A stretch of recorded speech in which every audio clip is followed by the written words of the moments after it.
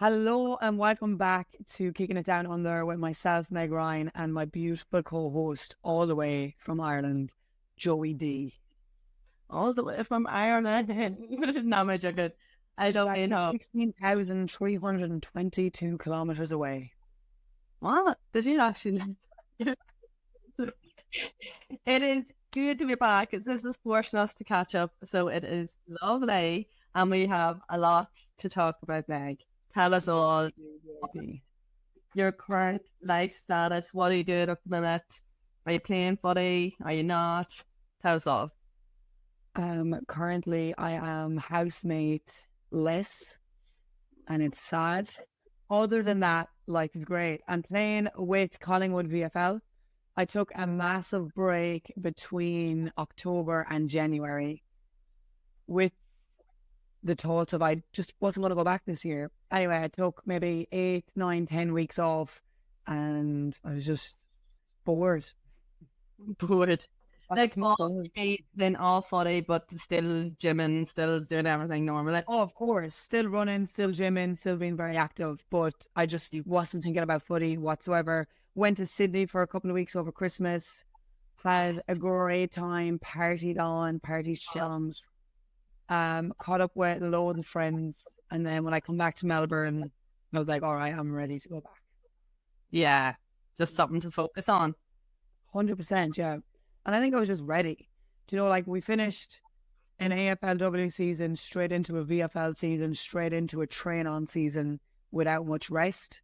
Yeah. So even though I was really enjoying the train-on, I just think physically I was actually just cooked, and mentally I just couldn't take in any more football. Yeah, I think so too. I think a good break is the best thing, not just refreshing, just actually get back to it. You know, you have to let yourself miss it. You know, I can wait, or I just resent it. And then that's just, I know. So, yes, that is very exciting. So I'm back with Collingwood, having a great time. Back maybe 6 or 7 weeks now. Had our first pracky game against the Bulldogs last night. We were just kicking the footy before the warm-up, and I just couldn't deal. Anyway, we got through the warm-up well. We played 10 minutes and a massive thunderstorm came. So we were called off for 30 minutes. And then the degrees just dropped. It was bliss. What? And then finished out 3 quarters. And it was just so much fun. So good to be back on the field. And have you a new position? Yeah. So I got promoted or demoted. I don't know. We'll see. To the mids. So I'm an inside mid now, Joey. I'm just taking after you, you know. Love it. Oh my God, Andre, how do you find it? Yeah, it is so much fun. And I've played every position. I played ruck, I played back, and I played forwards. And with them, you're always kind of just in that one, like, mind frame. Yeah. Whereas with me, I kind of find myself getting stuck in, like, in their mind frame. So if I'm in the back line, I forget to like transition forward really, really fast. Or if I'm in the forward line, I forget that like it's my job to get back as fast as possible. So I got caught maybe 2 or 3 times yesterday, but it's good. I love it. Worst time, oh my God. I don't literally know what I was thinking, but unreal. It's such a tough role to play, isn't it? It's just like mentally, like, and physically, like, but you just have to be switched on the whole bloody time, like. I love it. It's such a challenge, like it is, and it's nice because you're on the ball a lot more. You're not watching as much, so it's like it's actually fun. Like, no time to think. If you make a mistake, you're just straight back into it. Yeah, and it'll actually be good for you because you like to work with rucks because you know what way the rucks work too. So you actually probably has an advantage of other girls there. That was so cool. I actually went into the ruck then for a couple of minutes to give our ruck a break. So that was awesome to be able to go into the ruck role and actually play that forward midfielder as well.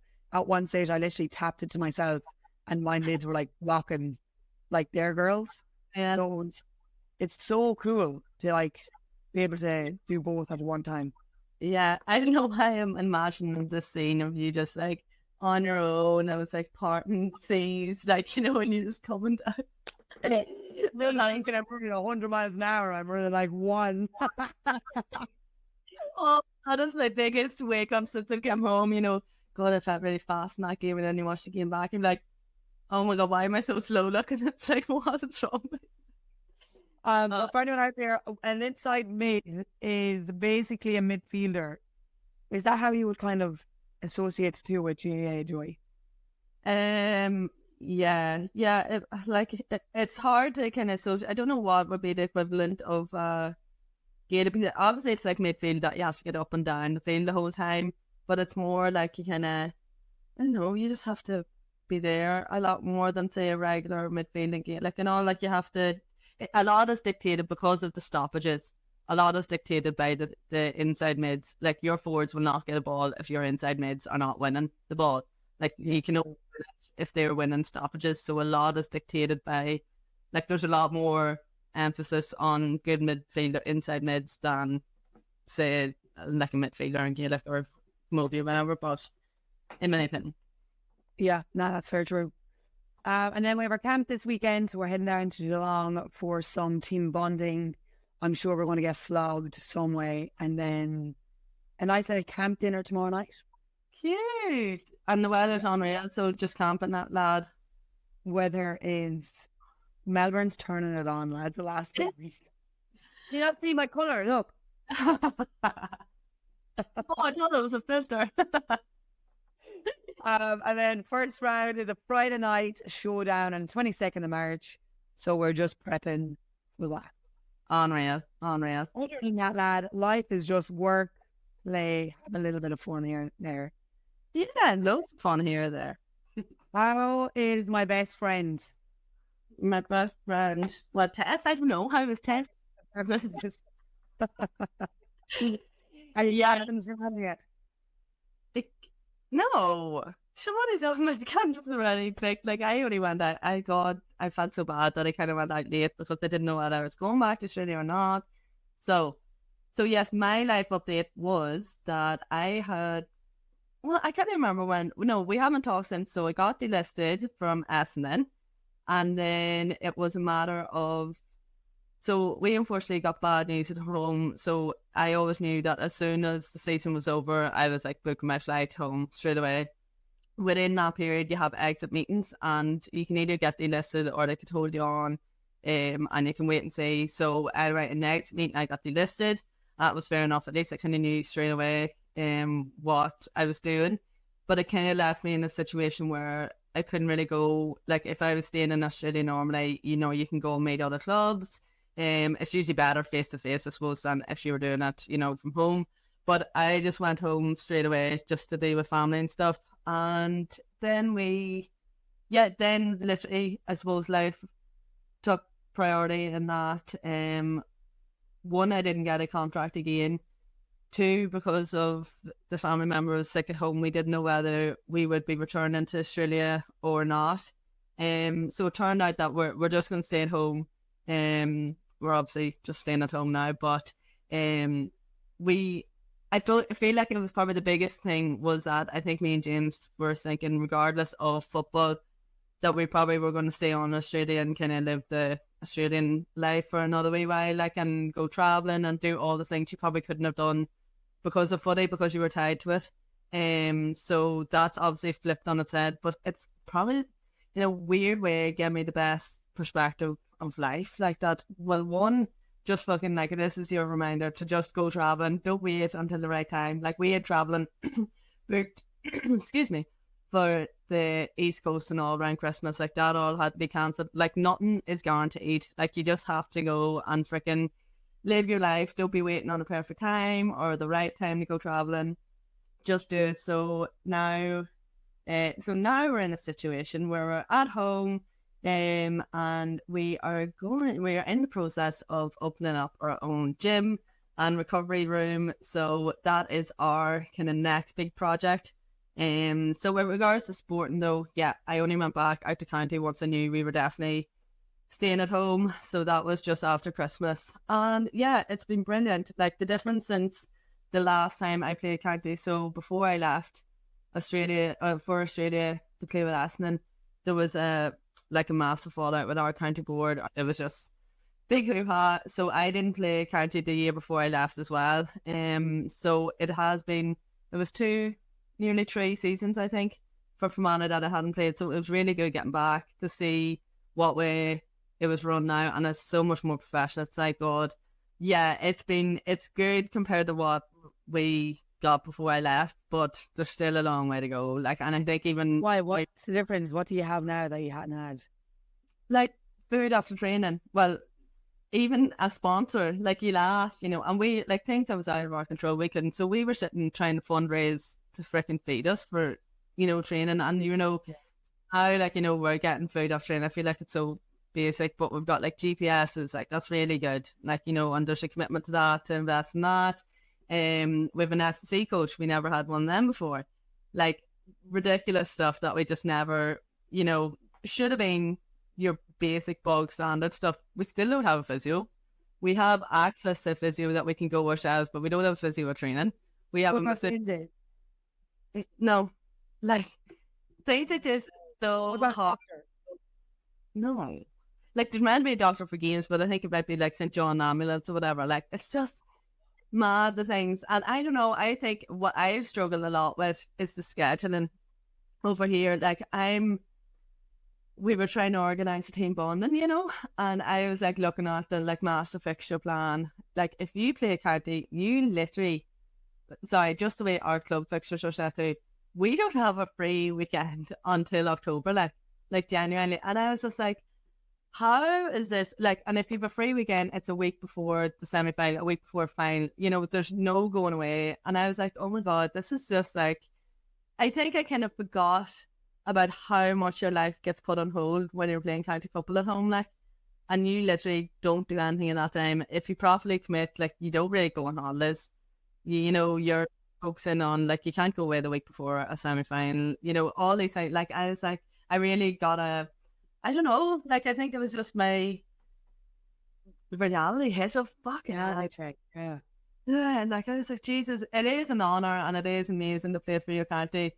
But maybe it's just as I get older and maybe with what's happening at home that I'm like, is my priorities just different? Is my perspective changed? Saying that, I'm still going to commit and still going to go out to county the whole time. Like, but you know what I mean? I think I'm just going to complain about it a wee bit more.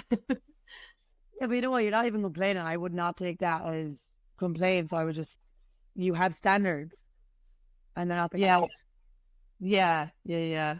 But like it's like everybody, like I think everybody commits to giving that much time, and I think it's like one of them things. You have so much more respect for girls that and boys in any team that say are on the verge of playing or might not see a minute all year, and they commit their whole time just to see him as someone that's starting guaranteed every week. You know, it really is such a slog for people, but I suppose it is that kind of thing. You have to create a kind of culture and environment that it is an honour to play for it. Like, and everyone is just happy to be, well, not just happy, obviously everybody's very, like pushing on to get a jersey, but people are really happy to be in a jersey as opposed to like any Tom, Dick and Harry can go out and get a county jersey, you know what I mean? Which what it would have been probably a few years ago for us when we struggled for numbers, like, so. Yeah.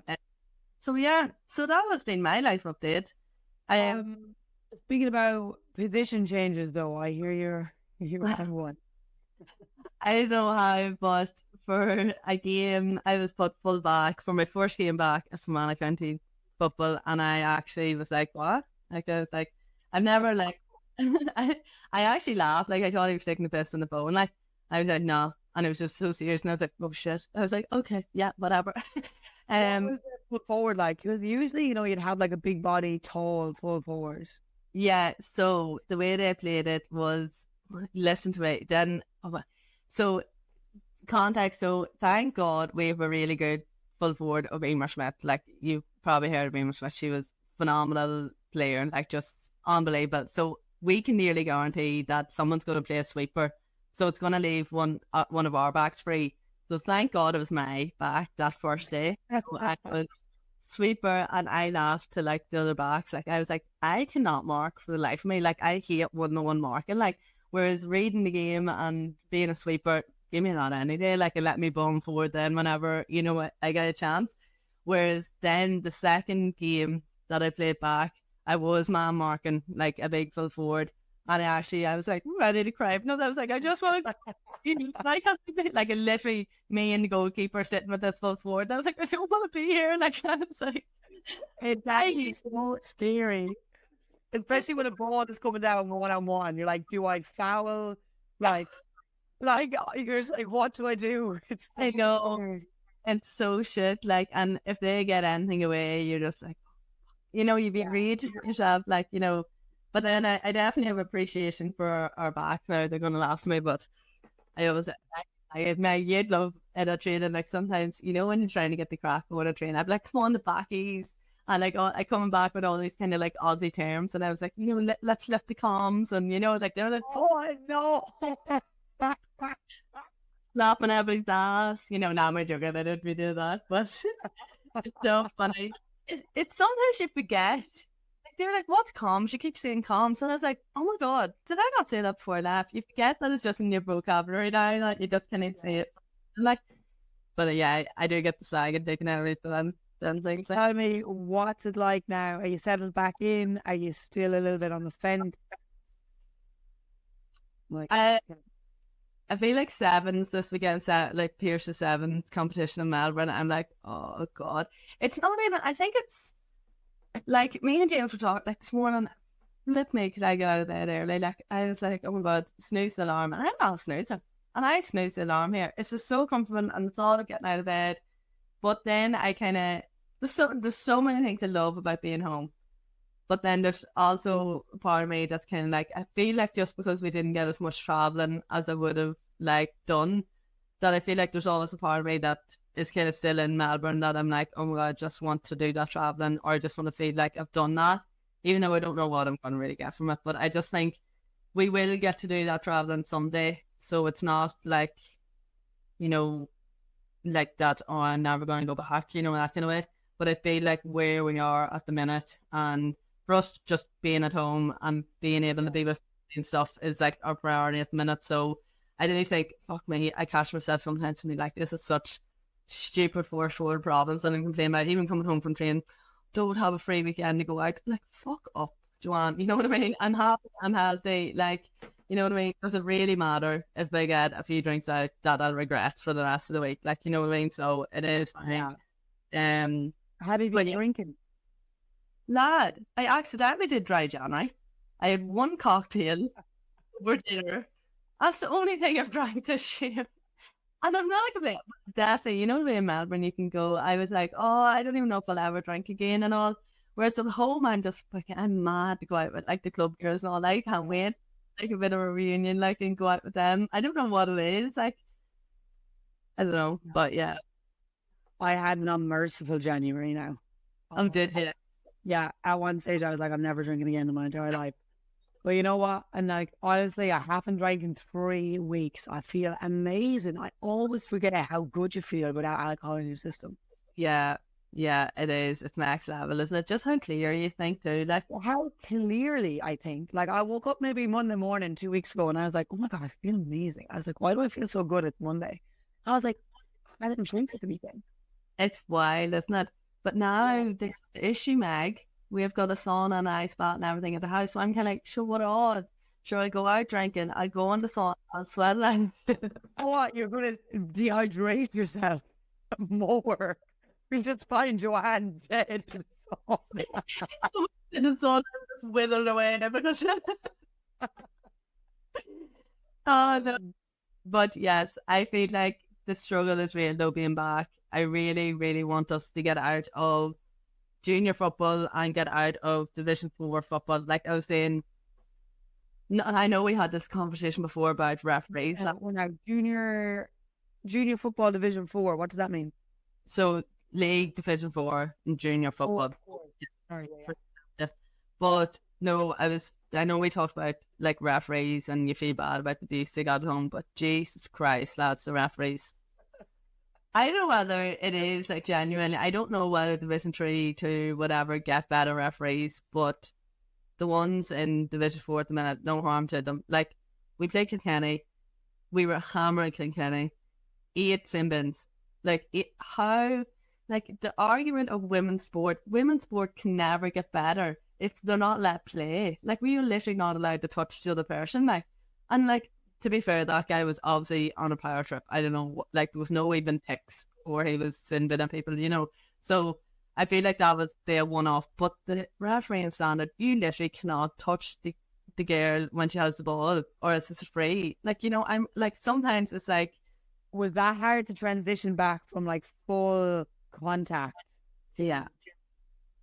I think especially because Division 4, well, I don't know, maybe they all are now, but definitely years ago, if you did SLC and you didn't fall over every time you got tackled, you nearly got punished for that. The girls that fell over always got a free. You know what I mean? So if you're weaker, you're actually, you know, better off playing, which is so fucking stupid. Like, we should be encouraging girls to get fitter, faster, stronger, so they can withstand it and have, but the rules need to apply, you know, need to change with the evolution of the game. Like, Camogie changed those rules a couple of years ago. Now it's really? not full contact, but you're allowed to have a little jostle and stuff like that now. Yeah, like it just makes sense, so doesn't it? Come here, what? Sorry, the GAA, the Camogie, the LGFA, going to be integrated all as one by 2027. Isn't it? It's mad. Like, it actually is like bloody about time kind of thing. But it's funny to think about that now with like the amount of conflict that has gone on in the past few years. Like, I remember when Orla was at home before she even went out to play for the Brisbane Lions, and she had to choose whether she wanted to play camogie or football. Like, she was a team star, but when it came to championship, because there was so many collisions, she actually had to choose whether it was football or camogie. Now, obviously, it's great that they're integrated, but will it? It's a long time. Yeah, like, I think it's just ridiculous. Like, even Shauna Ennis, wasn't it, from me? Like, she talked about their All-Ireland Club series. Like, I just think it is so mad. I think, personally, for how long it took us to win our provincial, like Ulster, for club, that I was like, could you imagine putting, you know, your All-Ireland, like an opportunity to win an All-Ireland at jeopardy because you're bloody knackered because you played Gaelic the day before and you're playing camogie the day after. Like, I just think, like, this is something your whole life, you might ever even get back to a bloody final, never mind an All-Ireland final, and for that to be jeopardised by the organisation. Ridiculous, like. No, but imagine even leading into that week already, if you had one final, how mentally, not stressed, but you'd lose a lot of energy. And imagine, like, trying to balance two of them within 23 hours. Is that what she was saying? Yeah. But, like, never mind even balance two of them. I think with the whole conflict of that, it's 100% going to be a distraction. Like, you know what I mean? You're going to be thinking about, we need to make a stand here. We need to, you know, but it happened with Ulster as well. Like, one of the games got changed to like a Wednesday night, and one of the teams refused to play, and they just lost it. Like, they were just like, well, tough. Like, and they were like favourites to win the whole thing. And I just think, I don't know. Like, sometimes I think, you know, where these decisions be made from, they have to take into, like, you know, I think all these things need to be run like a business, and that you have core values, and all your decisions are made off them core values. But like, I think otherwise it's just not like a power trip, but they're just like, no, we back our organisation and members in it, you know, and they there's no give, or there's no common sense kind of put into it. Like, I just feel awful for them girls, and hopefully in the future, I don't know what way they'd work it though, that, you know, you can play all. Have they changed the structures already this year, or like, are they starting to integrate them now, or is it just like they're going to integrate them in 2027? I'd say it's probably working towards getting them integrated in 2027. I think the LGFA Camogie have talked about working a wee bit better before now, haven't they? I think they've been in agreement to try and not have as many clashes as previously. But like, I still think there is loads, like, but again, I don't know whether at that point, as a lot of girls just chose to play one or the other, and that's where we don't hear of it much. Do you have any county double headers? Or I just asked. No, there's no double headers, which I think is stupid. I think there's an argument. I know Ebba said we don't want to be the curtain raiser for the men's game, but I do think it would be brilliant to have like double headers with the men. It would be. It's just me. Yeah. Bring in a bigger crowd, even if it's the second half. Like, we used to do that with Tip as well. There'd be no one there for the first half, but when the men's game was starting in 45 minutes, they'd all come on in. I know. I'm not sure what it all looks like. But it's so funny even seeing what James gets when he plays for county compared to what we get. But don't get me wrong, it is getting better. So I'm not complaining too much. But there is so many things that he just can't believe we don't get. Like, and I feel like everybody thinks like girls always give out about it, but it's not saying that the men don't deserve it. Or like, you know, when the friggin' wee minors come home with a bag full of gear and then the senior women haven't got any gear, you know what I mean? I think it's not to say that they don't deserve it. It's just be like, you know, there needs to be more of a push to even it out, like, which is good. It's going on. Yeah, exactly. You should get, you put in the same time, you put in the same effort. I'm sure you and James leave at the same time and come home at the same time, the exact same amount of times every single week. Yeah, that's why I like it. But yes, we were talking about briefly before we come on about the O'Connor Cup. Sorry, can we also talk about the O'Connor Cup not being like a big weekend anymore? Like, wasn't that the best thing ever? I can't believe that. I used to live for the Ashburn Cup weekend. I'm going to say this now, lads. I won't mind getting knocked out on the first day because Jesus Christ used to be some crack. Yeah, you can say that now, but you couldn't have said that, yeah. But it was the best weekend ever, like, and now it's just the final, which is so mad. But yeah, what was the ridiculous stat about the 12 players? Yeah, all playing AFLW.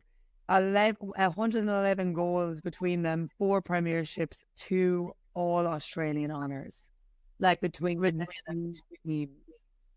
that played into the 2018 O'Connor Cup final. Like, I just think it's what an amazing stat.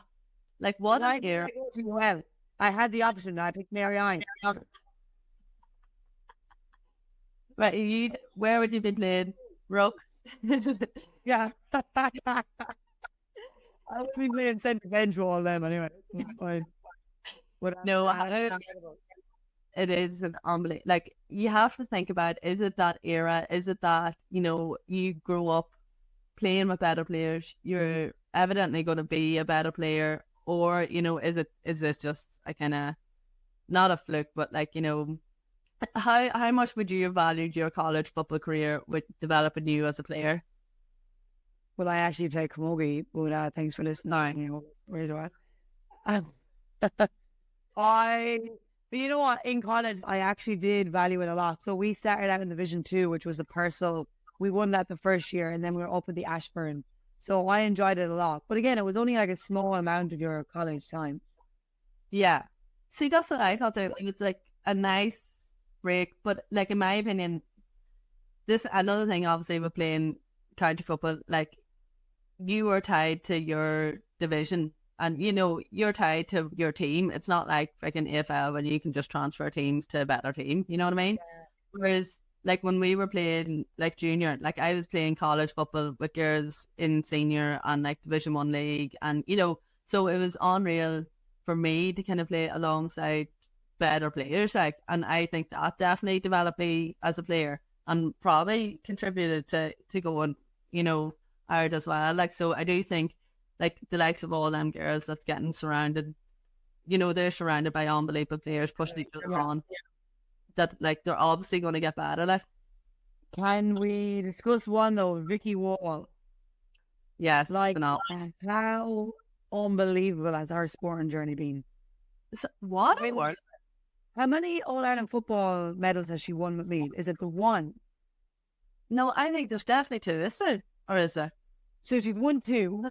She came out and had an unbelievable first season in AFLW, was one of the top players in the whole of the competition, and then leaves that, takes a chance in the sevens, and now could potentially go to play in the Olympics. Phenomenal. Like, this is just, yeah. I often think about this, even with AFLW, like, even me going out, like, as in, sometimes your dreams can't even fathom what could actually happen. Like, it could be actually better than your dreams. Like, I was like, did I ever think that I would ever play or get paid to play sport when I was growing up? No, never. I was never in a sport that you could. But an opportunity came out of nowhere. And I just think that's the same with Vikki. What an opportunity to go and play the Olympics. Like, I would say she never even thought of, like, how could I ever play the Olympics? But to get presented with that opportunity is just phenomenal. Like, and phenomenal. And I won't lie to you, I'll put my hand up. I actually nearly questioned her decision. Like, not in a bad way, but I was like, oh my God, like, you know, she'd had such an unbelievable first season. Why would she go home now? Wait, AFLW. AFLW. What? Yeah, of course, I know, but like, I'm just like, I did question it a little bit. Like, I didn't spend too much time thinking about it. Like, but I was like, wow. And then obviously the whole representing your country thing, like, I obviously, like, Phenomenal. And the traveling they're doing at the minute is just, oh my God. Like, that is like the dream, lad. that alone is unbelievable. But she is phenomenal. So, rugby sevens, you know, there's 2 girls here, really. Rugby sevens, we'd get smashed. I would not. No. I watched one clip of it. Like, and you know the one. I didn't watch it like this. We watch it like this. No, it's so fucking, oh my God. Phenomenal, though. Phenomenal. But I think the idea of sevens compared to 15-a-side rugby appeals to me more, though. Like, as in, fast, try and run. And you'd be like, you're such that fast power athlete anyway. You try, but then you get absolutely nailed, and then you'd be like, I don't want to ever do that again. Don't give me the ball. I'd be more suited to the slower 15s. Full forward and back. Have you ever played rugby? No, I've never. No, I remember when I was with like my ex-boyfriend and he used to be into rugby, so then I pretended I was into rugby for like 1 season. I was like him.